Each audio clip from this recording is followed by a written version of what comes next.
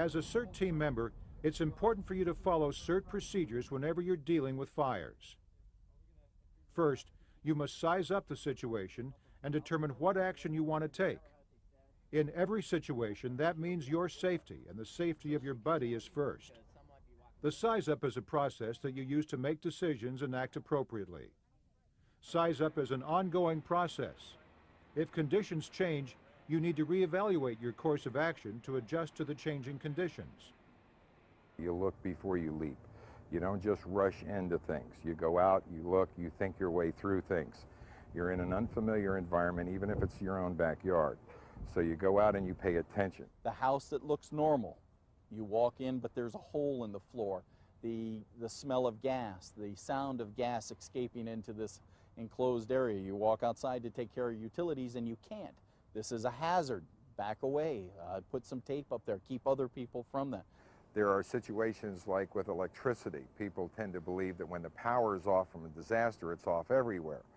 We fail to understand that it is the power company's mission to keep power on, not keep power off.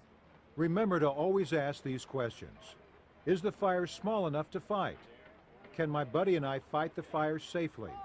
Do we have the right equipment? Is the area free of other hazards? Is the building structurally sound? Can my buddy and I escape? Always wear all of your safety equipment, your helmet, goggles, dust mask, gloves, and boots. Wear all of your gear all of the time. Well, it's important to wear the right gear and keep it together. People tend to wear pieces of gear. They partial ensembles, you know, they don't want to wear the whole thing. Unfortunately, when you get out there and you cut your head open, then you realize you should have had your helmet on. The whole idea behind those things is the same idea behind a safety belt. You don't know when you're going to get in an accident. You don't know what's going to happen. If you've got your helmet on, when something falls on your head unexpectedly, it's going to make all the difference in the world for you. CERT team members are trained to always work with a buddy. If you were conducting a size up and evaluating what strategy you should take in the situation, consult with your buddy and develop a plan of action. Buddy system has been around ever since the beginning of time. You never go swimming alone, you never dive alone, you never do anything alone. The whole premise is that if something happens to me, I can send somebody out to get help. We teach the buddy system, so you always want to have at least one other person there. And really that's for accountability issues. If God forbid, you and I are working and we're searching a building and I go in by myself or we go in together and something happens, there's no way that anyone will know that we need help. And it's really accountability and safety, because we don't want to become part of the problem, we want to be part of the solution. Fires can spread much faster than you think. Always have two ways to exit the fire area. A second escape route is necessary in case your main escape route becomes blocked.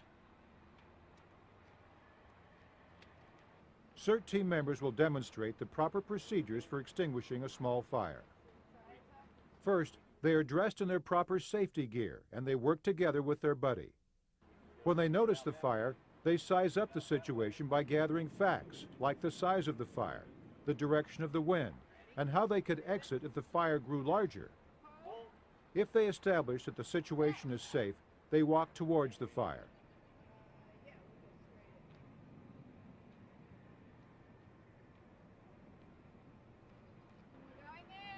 The first team member attempts to extinguish the fire, while the second team member watches out for his or her buddy and any changing conditions. The second CERT team member serves as his or her backup. The CERT team member uses the pass method to extinguish the fire. Fire out! Fire out! Back up! Backing out. Overall. Overhaul looks like it's all right. Backing out. Backing out.